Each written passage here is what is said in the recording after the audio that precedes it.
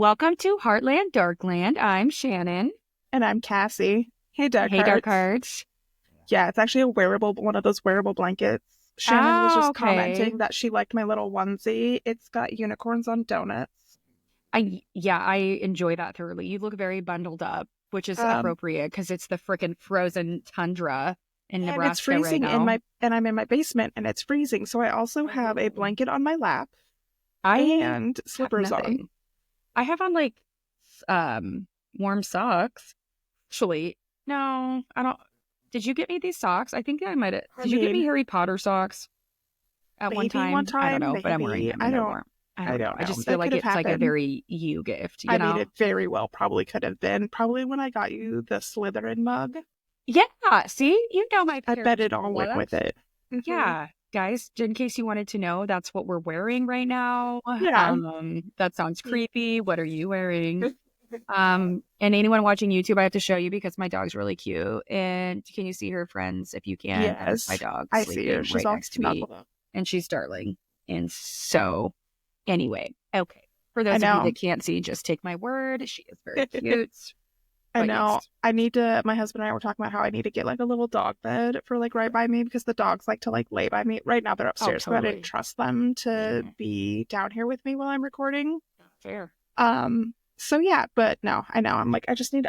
For Archie, I feel like I need like a little like one that he can like climb up and platform on because the couch is behind me and he likes to climb up on top of there and like stare at me from over there. So I feel like he just needs a little perch. Yeah. Oh, absolutely. Much needed. Yep.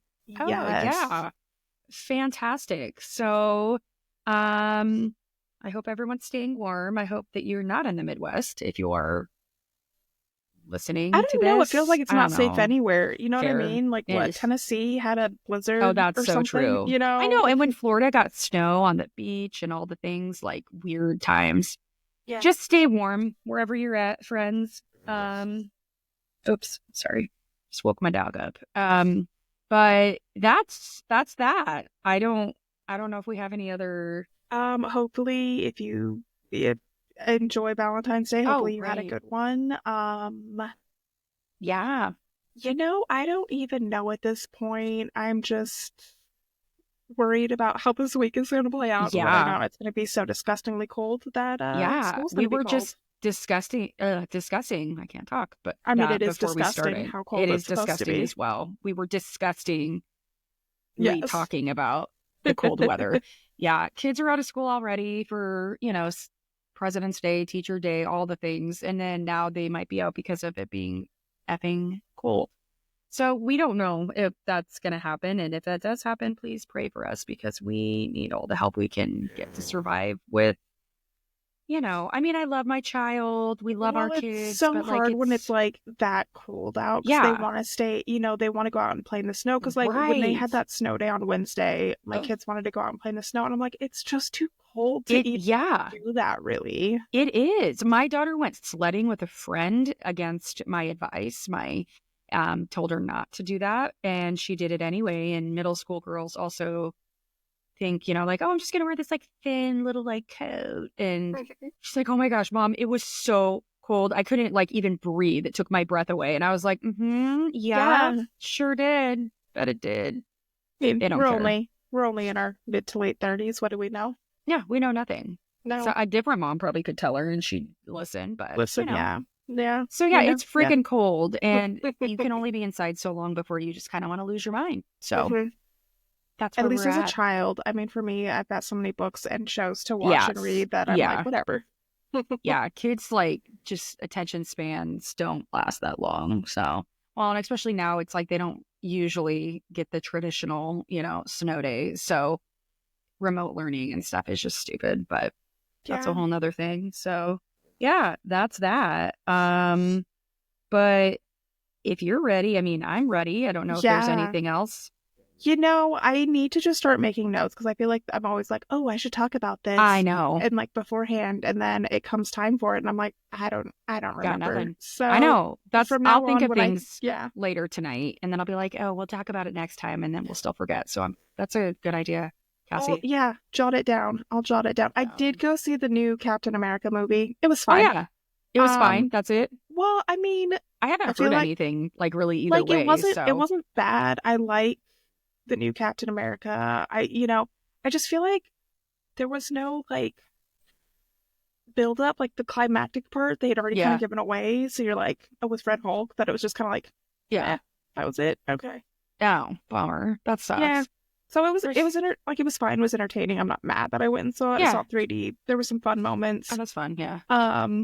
Definitely, if you haven't watched Falcon and the Winter Soldier, there are some callbacks to it, but you can still get it without having watched that. So, well, okay, good. There's like nothing else playing that I want to go see really, and that sucks. So I was like, well, if it's really crappy, we can go to a movie that day. But then I was looking and I'm like, there's nothing, inappropriate, I guess, for kids to go to. So yeah, I don't even know. I think Dogman's playing. My son wants to see that. Oh yeah, but I know there's just not a lot. I want to see Hard Eyes, which I know you don't want to see. It's like a cheesy slasher thriller. We saw the trailer for that, right? Yeah. I think so. Yeah, and it looks like not actually scary, but like just cheesy, like scary, the typical funny slasher movie, right? Because it's like all these couples are on dates and stuff like that, and like the killer, kind of like the Thanksgiving movie, which was extremely gruesome and gory, but like to the point where it was like it's not scary, it's just ew, Yes, and I don't enjoy that. Not my cup of tea. I think it's more just funny, kind of, to me. It's a good jump scare type thing. I like it when they're like trying to be funny, but like when intentionally, but when it's just the gore, I'm like, no, I'm good. Thanks. Yeah, I mean, I hear you on that. That's fair. I did watch The Gorge on Apple TV today, mainly because Anya Taylor-Joy was in it, and I love her. I keep getting updates or like ads for that on my game I play. So yeah, was it good? So I mean, it was interesting. It was intriguing. There were some slow moments. Yeah. But Sigourney Weaver's also in it. It was. I mean, it wasn't bad. Yeah. I enjoyed it, but I feel like the pacing in the beginning could have been a little bit better. Yeah. Well, but once it got going, then it was good. Oh, good. Okay. Yeah. Always looking for something new. So, that's good. Okay, cool. Yeah. Well, so, where are we at this week? Missouri. Oh, why do people say Missouri? Can we discuss that? I don't know. I mean, you've heard that, right? I have. Yes. Okay. I was like, I didn't just make that up, right? No, I've heard people say Missouri. But no, we're in Missouri. If you would like to hear it the correct way. Kidding. But Springfield, Missouri, to be specific. I did watch a Snapped episode on this. I couldn't find really like anything else to watch on this, but there's tons of articles and stuff online, which was kind of shocking just because usually it's like the opposite, I feel like sometimes. But so Snapped, it's season 29, episode 14, and it's just the name of like the victim, which I don't want to get into that yet, but it'll be in the show notes. Yeah, it'll be in the show notes if you do feel so inclined to go watch it. I was like, wow, season 29. When I was looking on IMDb to see like where I could watch it, which I watched it on Peacock, I didn't realize how many seasons there are of that show. There's like 714 episodes. Oh my God. I was actually just about to ask if that was season 29, how many episodes are there seasons? I don't even know. Crazy. Yeah, that's a lot. That's a lot of snapping. I also kind of hate with shows like that, or like anymore now we have so many different streaming apps, right? Like from cable to now everything's on streaming apps. So now everyone just has a multitude of streaming apps. Yeah. But there's only so like Snapped, you would think, okay, one streaming service. No. I know, it's multiple. And not even all the seasons are on each one, because that was what I ran into, because I saw you can also watch it on Prime, but like on there you had to rent it, but I found it on Peacock. And that's why I look on IMDb now, because it'll at least list every place you can watch the episodes. I just Google it. I usually am just like, where can I watch this? And it'll list it there. But I did notice today, because as I was telling you kind of before, I had watched, because the next one's going to be Michigan, y'all. But I found Ghost Hunters. It's going to be Paranormal 2, sneak peek for you. And I was like, okay, where can I watch it? And it was like, oh, Netflix for this one. But it only had 2 seasons on Netflix. And they were like later seasons. And so then when I decided to do something else and I was looking and I found Ghost Hunters had this other one, I was like, okay, but where can I watch that? Well, that was on Prime. Oh gosh. And they had like most of the older seasons and stuff, but then like the last few newer ones you had to pay for, which I'm like lovely, which I think those ones are that on Netflix. And I know that it all has to do with like licensing and stuff, but it just gets so complicated. It does. And there's so many streaming apps now that I'm like, wait, do I have Paramount? Oh wait, do I have Max? Or is that you know what I mean? Like I don't even know what I pay for anymore. Like I just I didn't even realize. My parents the other day said something about they watched on Paramount. And I was like, oh, yeah, I don't have that. They're like, no, we use your account. And I'm like, what? I said, I've had that this whole time. I had no idea, but I've been paying for it. And so I was like, well, great. Now that I know that, you know, like you just lose track. I wish it was all like universal. Like, well, and then it's weird because like twice now I've tried to start watching Yellowstone. I haven't gotten very far into it. I liked it. It's not that. It's just overwhelming. But it's a Paramount show. But it's on Peacock. Yes. I think that's weird too. I don't get it at all. I was like, what? I know. Anyway. Yeah. So now that we've snapped, we just snapped, went on a whole thing. So whole tangent. It's fine. It happens. It's fine. So we're going to be talking about Wilma Plaster. So Little Miss Wilma, she was born in Ozark County, Missouri in 1923. Which is also a spinoff of Yellowstone. I believe is it 1923? Is that the actual year? Or is it a different year? Maybe it is. But I just like 18 something? Is there a 19 one? Oh wait, 1923 seems too recent for that. I don't know. Maybe it's 1820. I don't know. I think there's a few Yellowstone spinoffs though. I can't. Hold on. But there's 1944. Oh. There's also 666. No. And 1883? Maybe I'm thinking of 1883. There was a 3 in it. So there was 1883, was a prequel series. Yeah.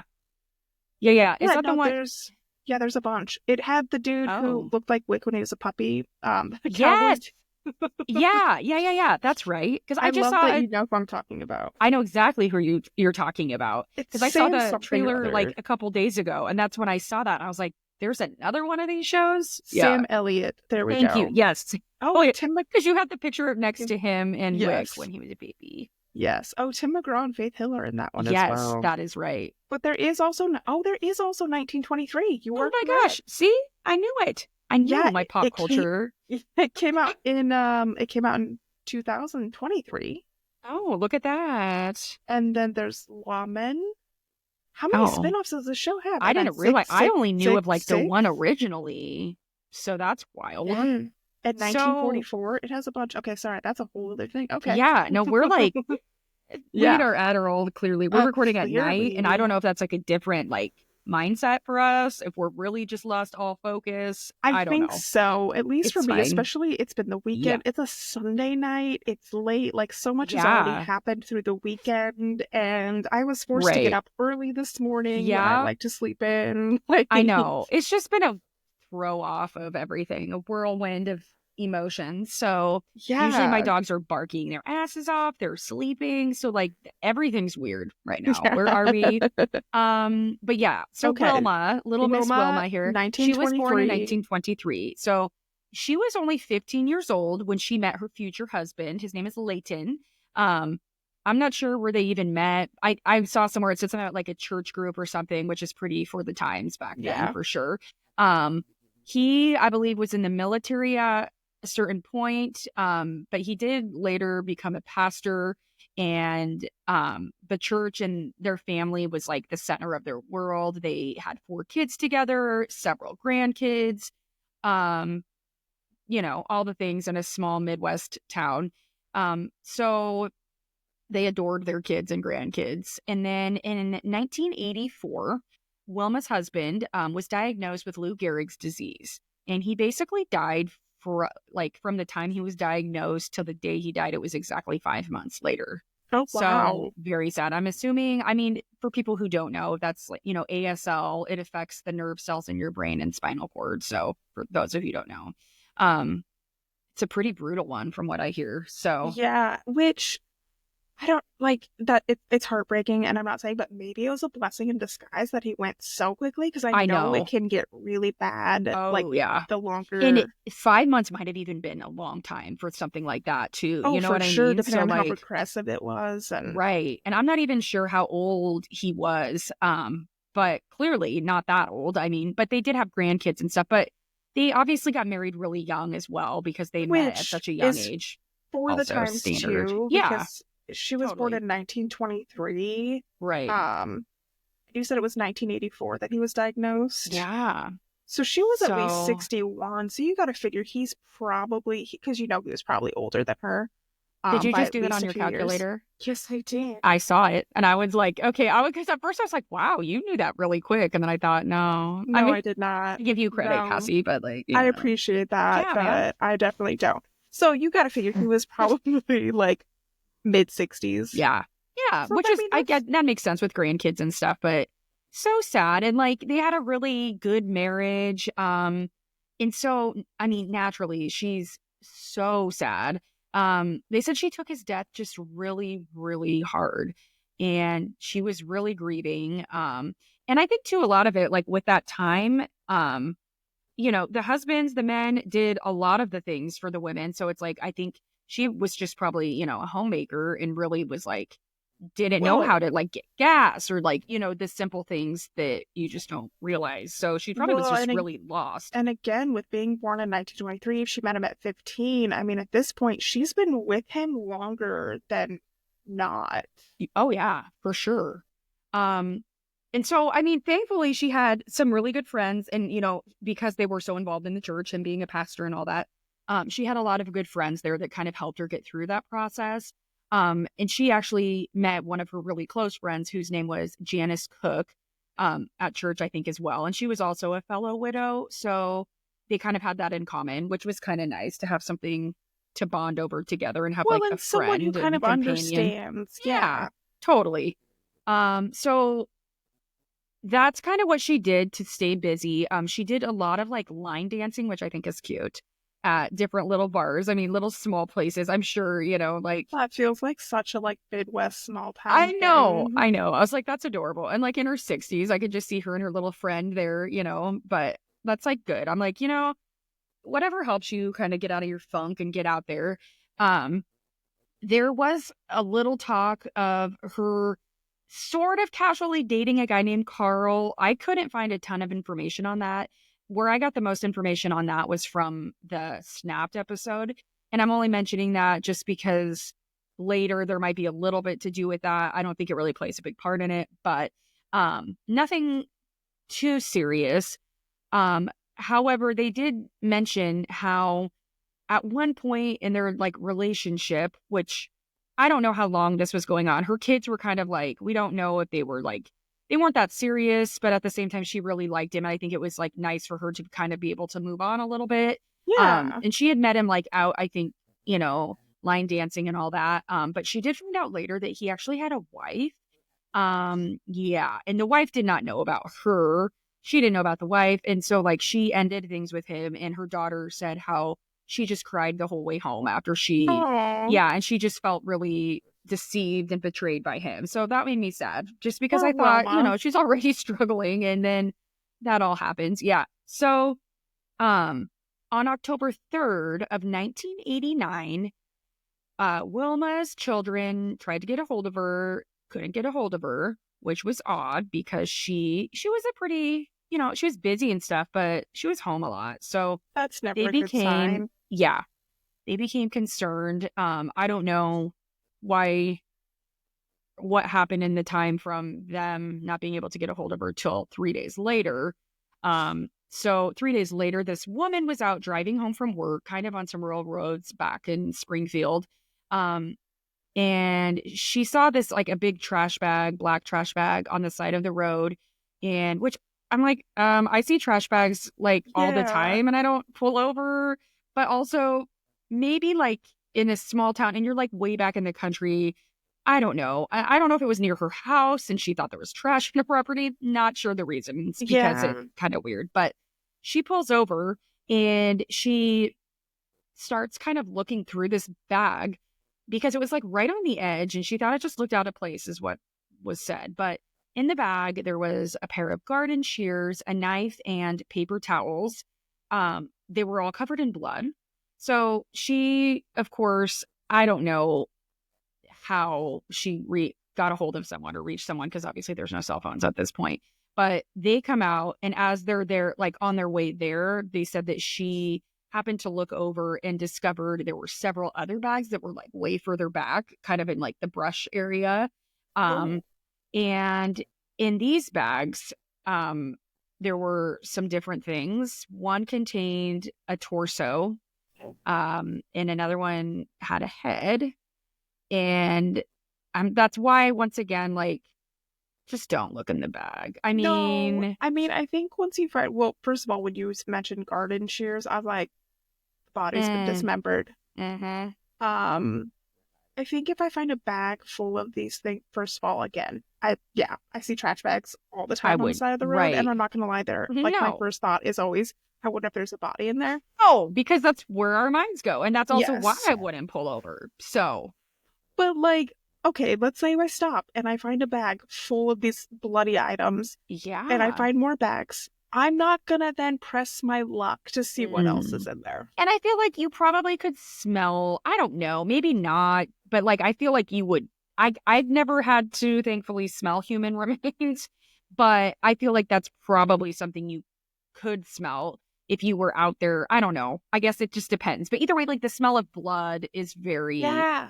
Also, I guess it depends on, like, the time of year it is and stuff, and like, that's fair, because it's October, so it could go. Okay, it could be like colder, so it's like not as right. I just think, like, lady, you are a brave soul to start digging through bags. Like, or really nosy. You very much so. Yeah, I was kind of like, okay. Anyway, that was weird, but you know, they have these things, these pieces of a human body. They said it did appear to look like an older woman, but they did obviously have to, you know, confirm with dental records, which later were confirmed. It was confirmed that these pieces did belong to Wilma Plaster. So it was pretty obvious that the cause of death was a single gunshot wound to her head by a .38 caliber bullet. So at least it sounds like it was quick. I know. And I'm like, because like the dismemberment, that is just like awful to even think about.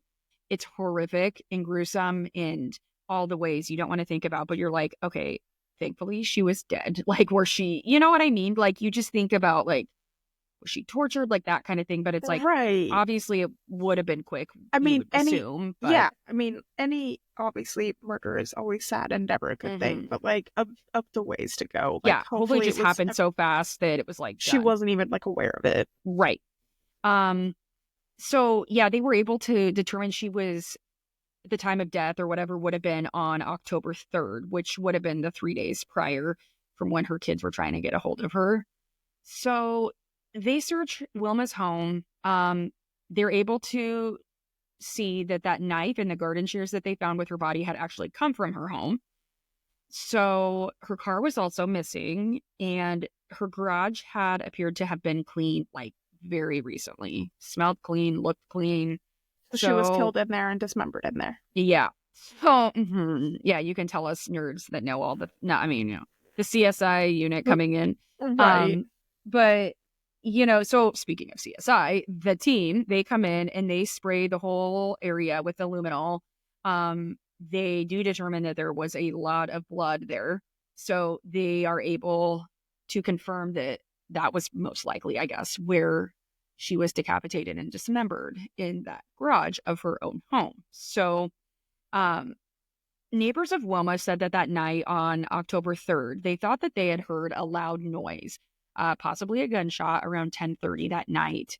And they weren't sure if it was a gunshot, though, because one guy said that he actually went out to his garage and was looking around his garage because he thought like a tool fell or something, because it was like, they weren't quite sure. And, you know, you're a small town. Like, you don't really just jump to that's not the first thing you think, someone's been shot. And depending on, like, if it did happen in her garage or where it happened, like, the way it was muffled through other things. Right. And you hear noises all the time. Like, I mean, given we're in a city versus, like, a small town. But, like, it's easy to chalk that up to something stupid or like an someone's animal car outside, not backfiring. something. Yeah, for sure.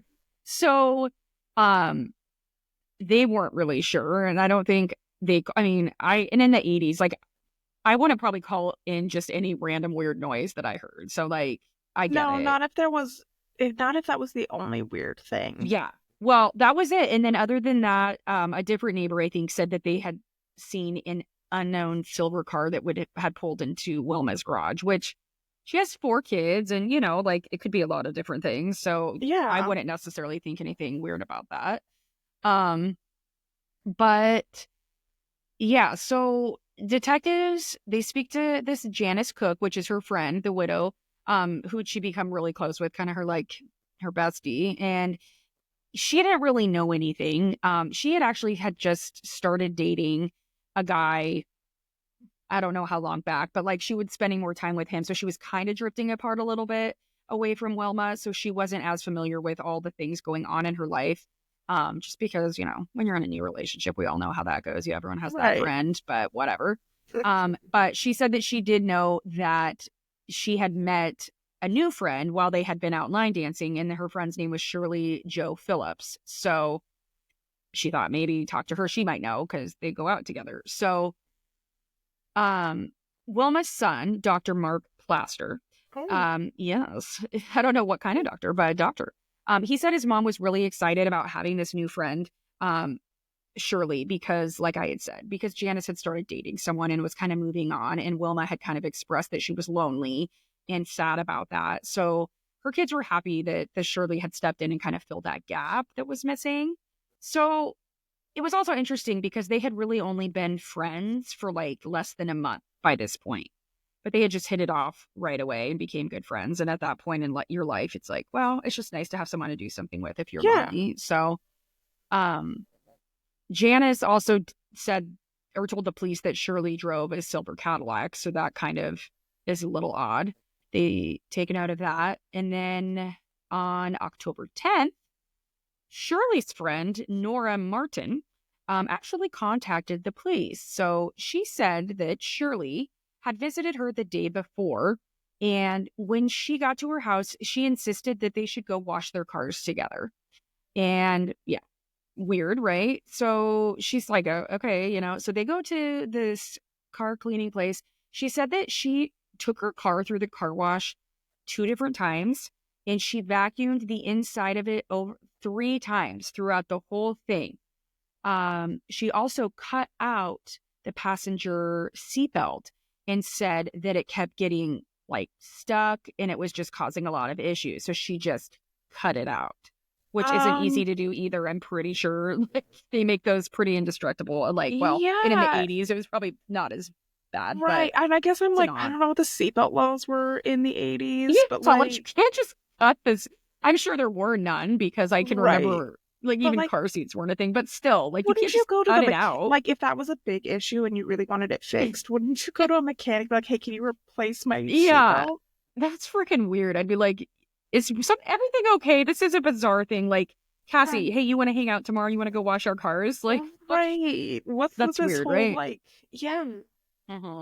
Right? Like, I didn't realize taking your cars to get washed was a group activity. Right. No, I don't. And to be that weird about washing it that much and vacuuming it that much is also strange. So seems like a big red flag. It sounds like Nora did the right thing by calling the cops. Yeah. So the reason too that she called the cops was not only was that all very strange and bizarre, but that night then they were hanging out at her house and they were watching the evening news and they saw a report about Wilma's murder. Nora said that Shirley became very visibly upset, and she said she was just really concerned because her fingerprints would be all over Wilma's house because they were friends and she didn't want anything to fall back on her. But which was also odd, instead of being sad that your friend is dead. Yeah. Yeah, so, if you were to be murdered, Shannon, I've been in your home. Yeah. I wouldn't My first thought wouldn't be like, oh no, they're gonna think it was me. Right. Although please I'm mourn already my death. No, I'm kidding. But also, we talk about how to get away with murder sometimes. So they would probably be like, hey, let's look at this weird one. Right. But this one that she has a true crime podcast with and they're obsessed with murder, that might be odd.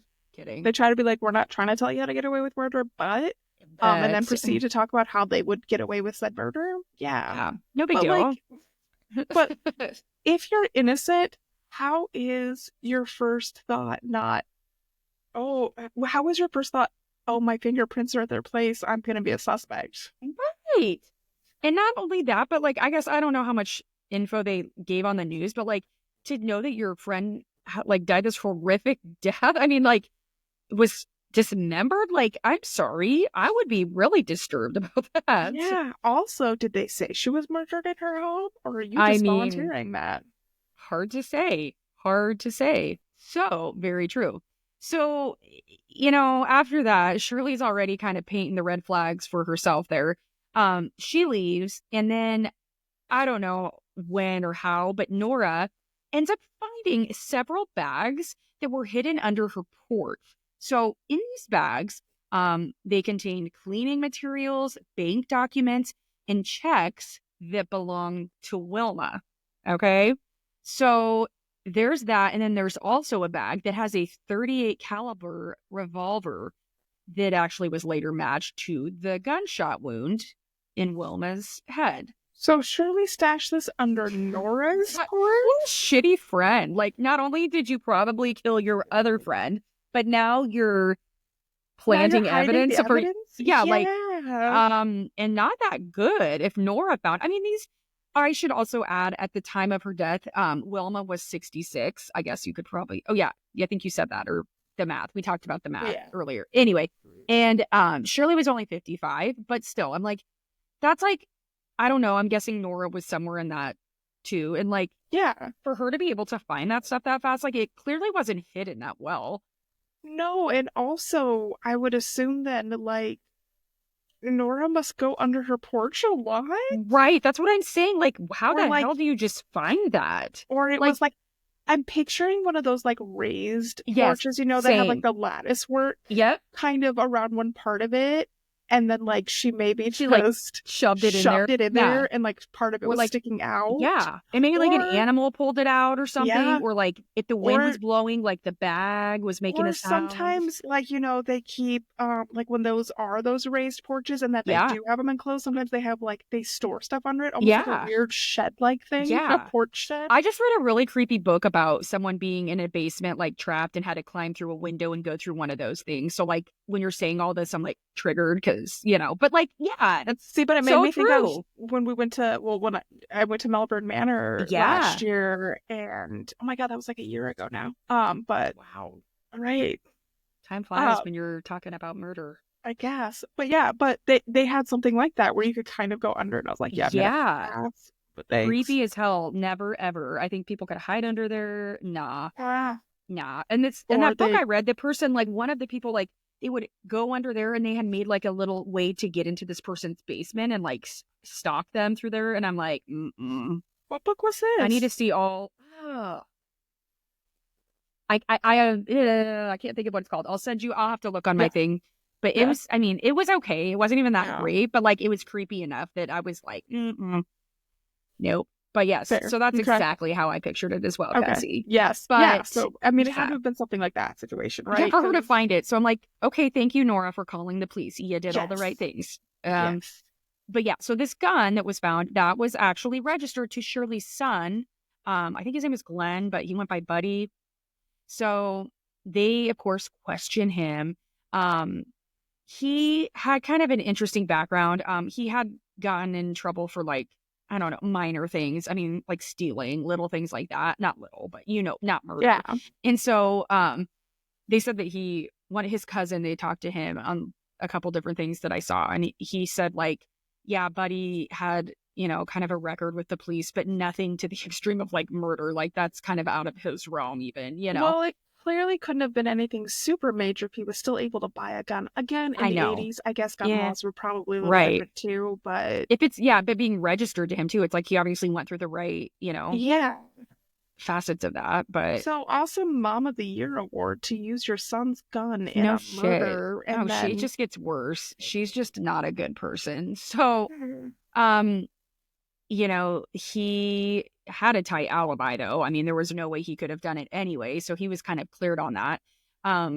a little bit just kind of on their history. So Shirley raised Buddy as a single mom, I guess.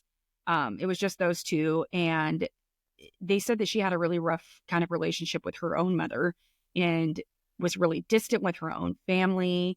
And she had just kind of changed over time and was just, all of her family talked about how she was such a klepto and how she was really into stealing and how they didn't even like when she came to their houses, her own family, because she would steal and just like not a good person.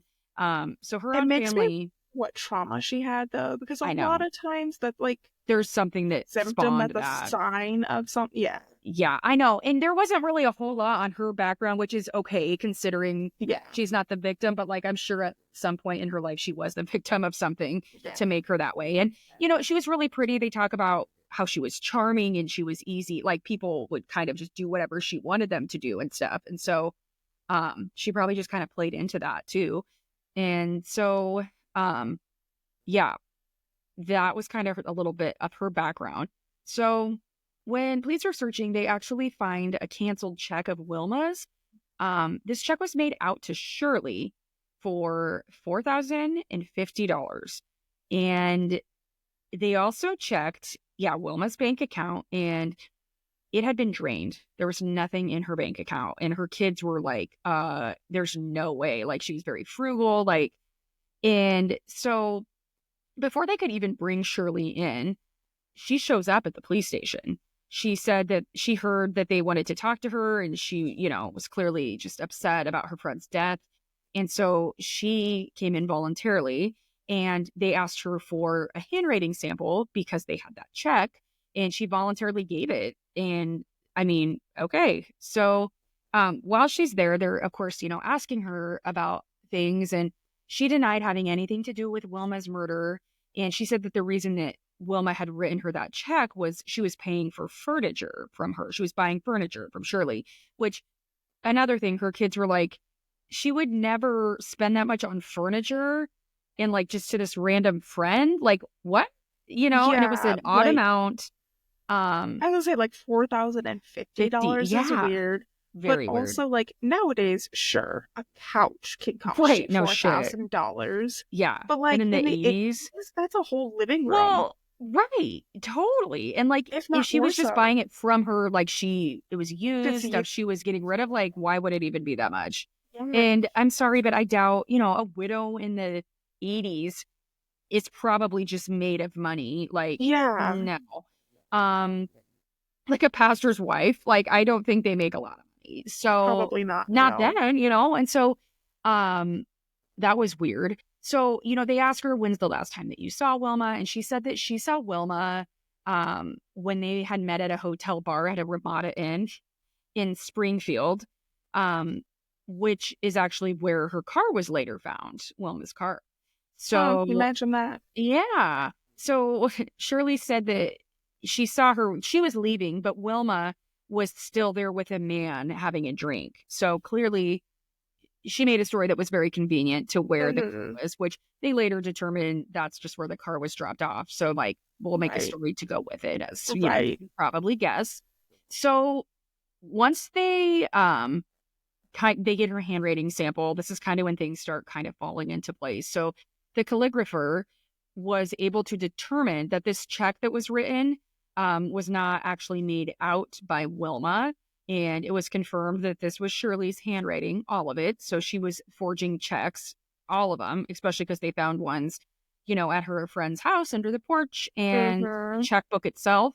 So they're able to at least arrest Shirley on suspicion of check forgery. So, which nowadays too, it's funny because checks aren't even really a thing. I know some places, like when you have to pay rent and stuff, you write checks, but like, it's a lot harder to get away with stuff like that now and that's why people checks, because of this kind of shit. So,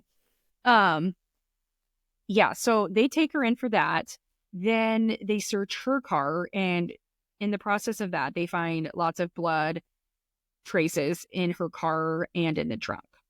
So by October 12th of 1989, she's arrested and she's charged with murder in the first degree.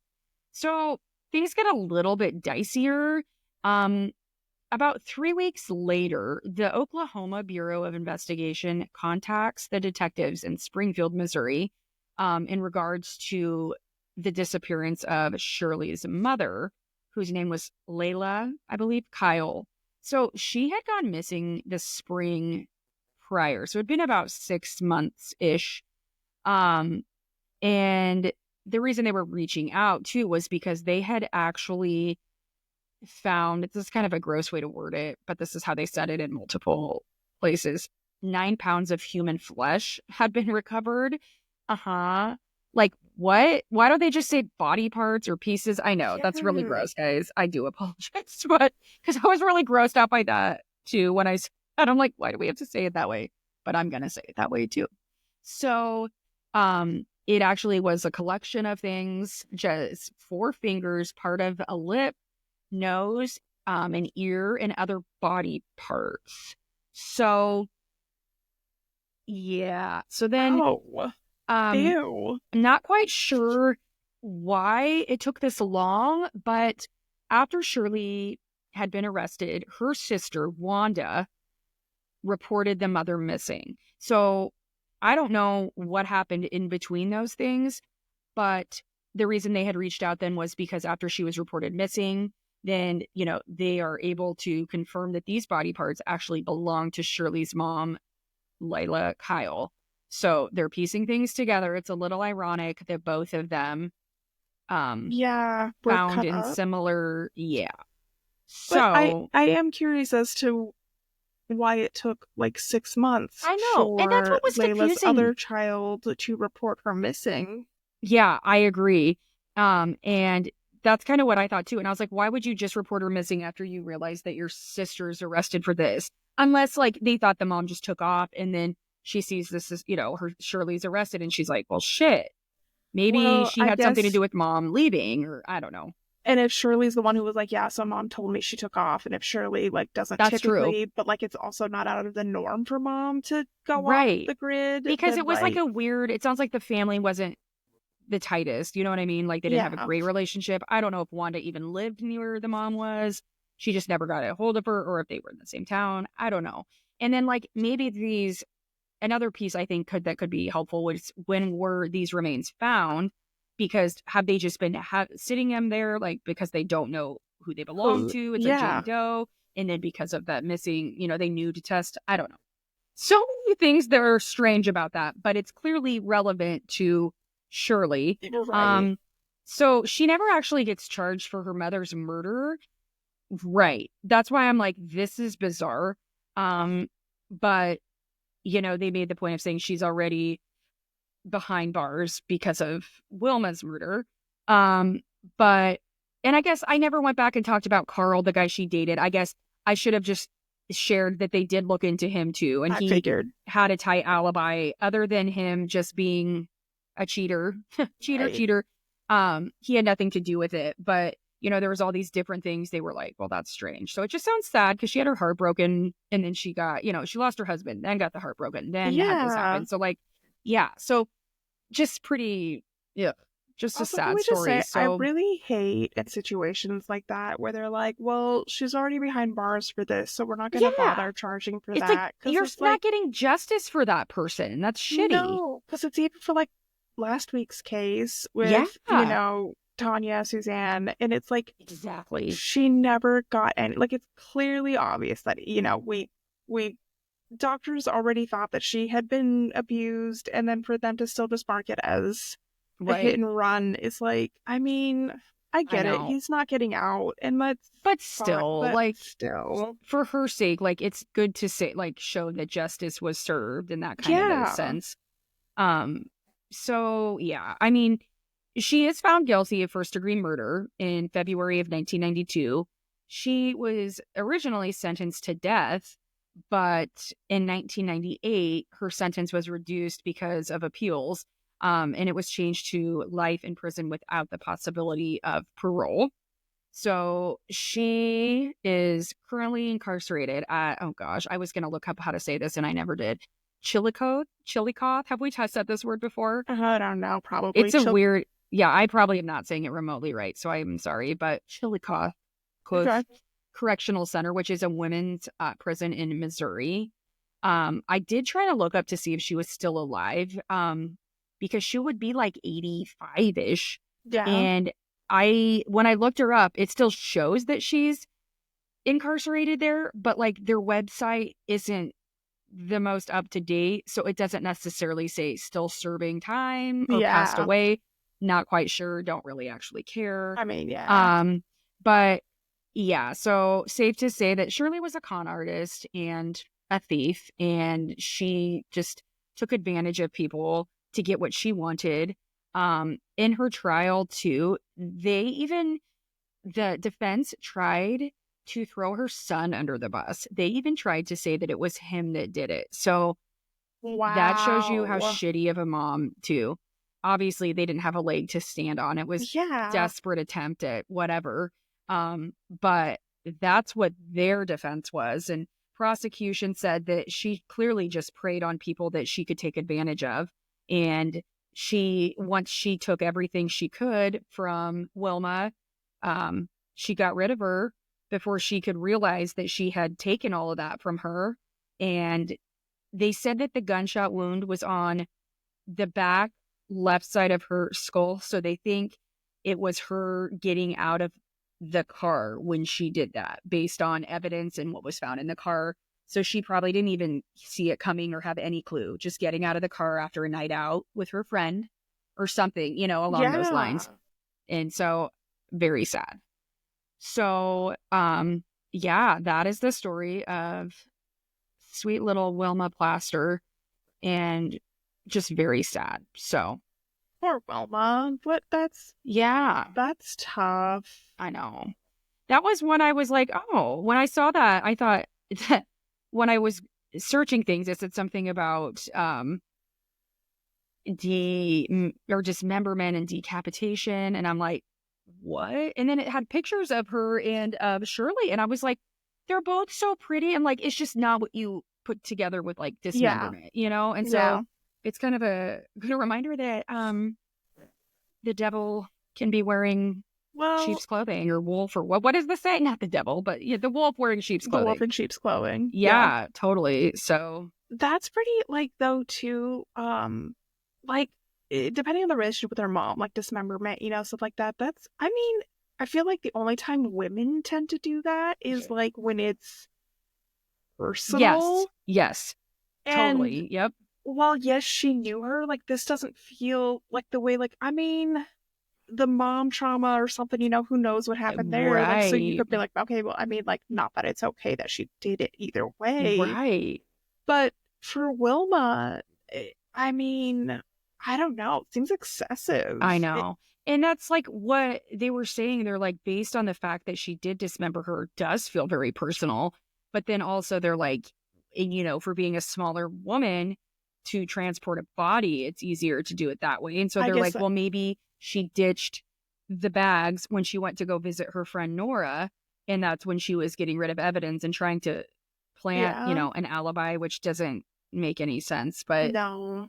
It just sounds like she was just very good con artist. Even her kids, like, I think that, they obviously knew what she looked like, but they said the first day of her trial, when she came in, they were just like, what? Like, she looks so normal. How could she possibly hurt our mother? Like, she's not what you would ever expect. And lawyers probably played into that, right? Yes. They like the Menendez brothers wear the pastel shirts, like colored. Yeah. Yes, like Lizzie Borden, God, yes, totally. Like every case. Any good defense lawyer should probably try to do that. But yes. Yeah. But very sad. I don't know, but it also makes me think, like, okay, she's in her 50s, she's 55, but like her mom and like, were there more besides her mom and Wilma? Like, was this a serial killer? Like, how did we wait until now to decide? Like, I know. I don't get it, but I don't know. It's probably good that you crazy. Don't. Right. Yeah, for sure. Well, yeah, because it makes you wonder, did she do this to other people? Because they had talked about, too, how, like, a lot of it started with men primarily. She would date men just to steal all their... but, like, we don't know that she killed them. It'd be a lot harder probably to kill a guy.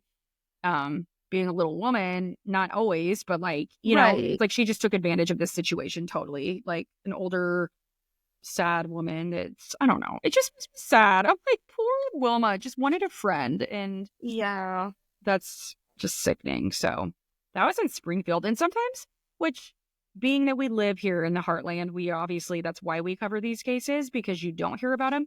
But it's also alarming to me when I think about like, oh, that happened really not that far from where we're at. And that's disturbing. Like we could easily have come across the body in the bags. Like, you know, it's just, you kind of forget that this shit happens down the street from you. So, I mean, but we also live in Omaha and it's not like there's any shortage of that happening here. Not here. Yep. So, this is also why when I see bags on the side of the road, I'm like, yeah, we also know not to go check them. Okay. Also, I'm just like, gross. I don't know what she thought would have been in there, but yeah, moral of the story, that's it, if there's a trash bag in a weird place that you think it shouldn't be, just call it in. Yeah. Like the non-emergency line or best bet. City. I don't know, but I mean, just to be safe. Yeah. Yep. So, yeah, I would have just called that in first probably, but, you know, just me. So, yeah. I mean, not just me, obviously, because he would have done the same thing, but yeah. That's interesting that for an older case like that, it's so interesting to me, the cases that have information and the cases that don't, because that was an older one, and I feel like some of the newer ones we have, it's like I found nothing, but then I know sometimes we have some of these older ones where there's so much. I think the reason this one had sorry, go ahead. I was gonna say, not that this was like necessarily a ton, but like it had a snapped episode, which I'm sorry, this woman doesn't sound like she snapped, so it seems kind of weird to me that she was on Snapped. That's why I watched that, because I was like, well, maybe I'm missing something, a piece of information, but I already had pretty much the same stuff. But I think the reason there was more information on it was because of there being a snapped episode, because a lot of the articles I found were from like 2021 recapping the case because that episode was coming up. So they probably had like all the research they were able to do. And then like if you find like and talk to family and friends or whatever, and you can interview and because like, you know, in the snapped episode, they talked to, I think, 2 of her children, and they both look older. I mean, obviously they're probably grandparents now, you know, and so it's like they've had a lot of time to process and go through that kind of stuff. So yeah, that is Missouri. So that's what I got for you today. And we got a good one next week. Thanks for sharing that. Yeah, next week will be paranormal, because after Suzanne's case, I was like, I need something that is... I know. I went back and forth on a case this week. I almost did Pam, is it Hupp? I'm drawing, I think that's her name. The one where Renee Zellweger, I don't even know I can't think what the show's called, but the big... I mean, I don't want to, and Betty, is it Ferrara? I think is her name. That case, I don't want to give too much away because I might still end up doing that down the road. Fair. But it's a pretty well-known case. You would know it once we started talking about it. They had a Hulu show on it like within the last couple of years, but I almost did that. But that was such an in-depth case that I was like, oh, I just don't know. And there's so many ins and outs of that it's like a lot. So I was like, this is like, it's pretty concise. And at least, I mean, I'm glad they solved that fairly quickly. Yes. For the family's sake. Because sometimes those older ones, like, you know, you said there's not as much information and that stuff kind of just remains open for a while. So, because who would have thought? That's a very odd trail to go down, one of her friends doing it, a female especially. So. And for something as kind of like, just because I scammed you and I didn't want you to find out. Like, I mean, she could have just moved somewhere else, and like they would have probably never even been able to find her, and she would have done the same thing somewhere else and then moved to the next place. Right. The 80s, it would have been so much easier to do that then. Totally. That was the time to thrive in the crime world. Well, just like I sent you that TikTok, there's a show now. I think it's on Hulu or something. I'm gonna look it up, but it's like 90s crime, because that was like I think it's called, what is it called? The Deadliest Decade or something. Decade, yep. That's right, because I was like, I need to add that. Yeah. I haven't watched it at all yet. But it's also like, it's kind of like we were talking before we recorded, it's like, that's the time we grew up in and staying home alone. Yeah, even more alarming. And that's when all the things happened. Now we're overly paranoid, which probably, I mean, it's probably clearly a good thing, but that's why we have Ring doorbells and all the things. So also, it doesn't help that I grew up watching Unsolved Mysteries and America's Most Wanted and Lifetime movies at a very young age. Same. I blame that. My child now always wants to watch. The other night I wanted to watch, I don't even know, a movie. She's like, is it about murder? And she was excited. I'm like, oh my gosh. No, I said, I'm letting you watch that crap because that's what I started watching. And now, I mean, I turned out fine, but like, I don't need another true crime sleuth on my hands now that, you know, it's fine. It's going to happen, but I would like to just push that off a few years before she's fully engrossed in that world of true crime. But yeah, definitely. No, it is one of those things. It's just those, I mean, it's so hard too, because like, my husband and I were watching even just One Piece, which is an anime and about pirates and stuff, which isn't overly gruesome, although there were parts where I was like, why didn't they kill him like this? And my husband was like, this is an anime, Cassie. I was like, yeah, when you just said anime and killing, I'm like, that I didn't even know that's like a thing. Okay. No, it is, but there are some, but this was also like a Saturday morning one when it came out and stuff, right? So like, our daughter came down and was kind of watching. I was like, it's probably for the best that it's like a very lighthearted thing. But then also, I was trying to watch Fallout on Amazon as well. No, it is Fallout. Not. Yes, no, I know what you're talking about. Sorry, after you said that, I'm like, listen, I don't need your snark. There's nothing wrong with anime, miss. Yeah, sorry about that. I take it back. It's based on a video game. I stand corrected. I did see that, and I actually heard it's good, so I don't judge that one. Just the other one. I only watched the first 3 episodes because my husband had started it, and so like I'd heard about it and it looked kind of vaguely interesting, but I was also like meh. But then I was sitting in the living room and he started watching the 3rd episode. And I was like, well, what happened? And he's like, are you kidding me? And I was like, well, just go back and watch the first. He's like, no, they're like an hour long. You can catch up later. I'm just gonna watch the one tonight, and then you can catch up and we can watch it together. And I was like, fine. There you go, teamwork. But so our daughter came down and she was like, I had to pause it because there are some gruesome parts on Fallout.